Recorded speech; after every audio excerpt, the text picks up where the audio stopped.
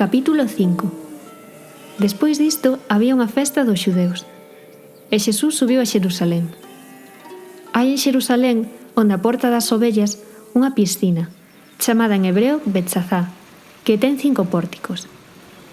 Neles había unha chea de enfermos, cegos, coxos, tolleitos, agardando o movimento da auga. Pois de vez en cando baixaba un anxo á piscina e remexía a auga.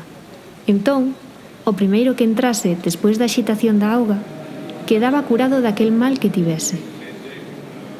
Había ali un home que levaba 38 anos enfermo.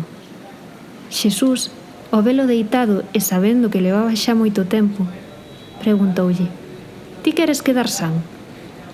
Respondeulle o enfermo: «Señor, eu non teño a ninguén que me bote na piscina cando se remexe a auga. E mentres eu veño, sempre baixa outro máis axiña ca min». Xesús dixo: «Érguete, colle o teu leito e anda».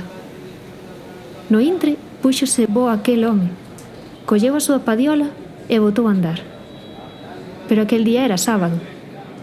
Entón dicíanlle os xudeus, o que quedara curado: «É sábado, non tes dereito a levar o leito». Mais el respondeulles: «O que me curou díxome el mesmo: colle o teu leito e anda». Eles preguntáronlle: «Quen é o home que che dixo colle e anda?» Pero o curado non o sabía, pois Xesús escapara do xentío que había naquel sitio.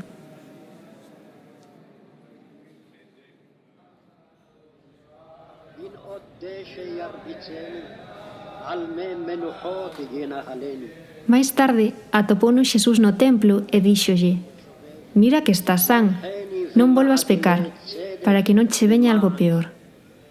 Foise home e contoulle aos xudeus que fora Xesús quen o curara. Por este motivo, os xudeus perseguían a Xesús por facer estas cousas en sábado. Xesús respondeulles: «O meu pai ata o presente está sempre a traballar. Eu tamén traballo». Por iso os xudeus tiñan máis interese en matalo, porque non só violaba o sábado, senón que dicía que Deus era o seu pai, facéndose a sí mesmo igual a Deus. Xesús saíulles ao paso dicindo: «Con toda a verdade volo aseguro, o fillo non pode facer en por sí nada, só o que lle ve facer a seu pai. O que este fai, faino tamén o fillo, pois o pai ama o fillo, e móstralle todas as cousas que el fai, e mostraralle obras meirandes ca estas, para que vos pasmedes. Pois así, como o pai resucita os mortos e lle dá vida, así tamén o fillo dá vida aos que el quere.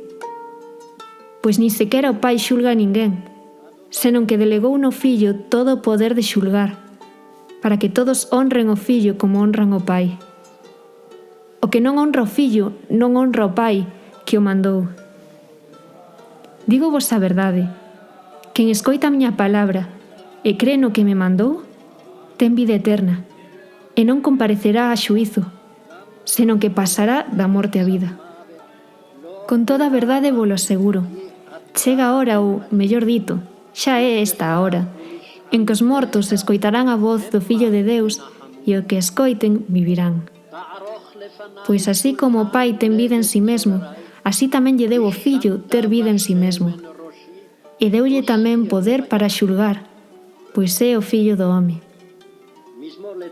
Non vos pasme isto, porque chega un momento en que todos os que están nos sepulcros escoitarán a súa voz, e sairán os que fixeron o ben a unha resurrección da vida, e os cobraron o mal a unha resurrección de condena.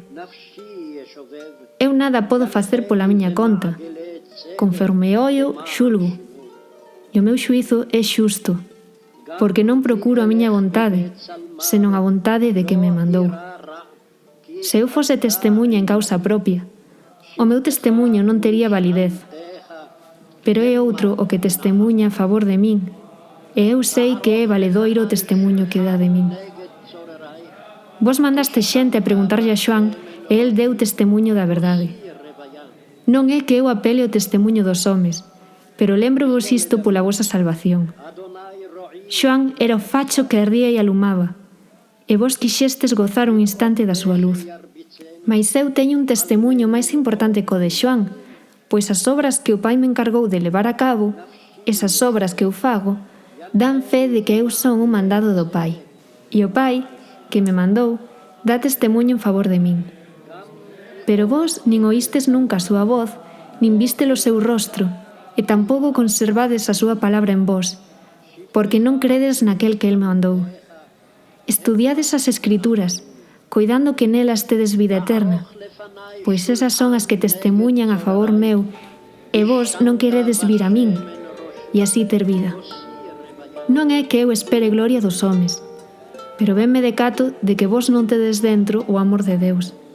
Eu veño no nome do meu Pai e non me recibides. Se outro ven no seu propio nome, a ese habedes de recibilo. Como ides poder crer vos, que vos dades honra uns aos outros e non procurades a gloria que ven do único Deus? Non coidedes que vos hei acusar o Pai.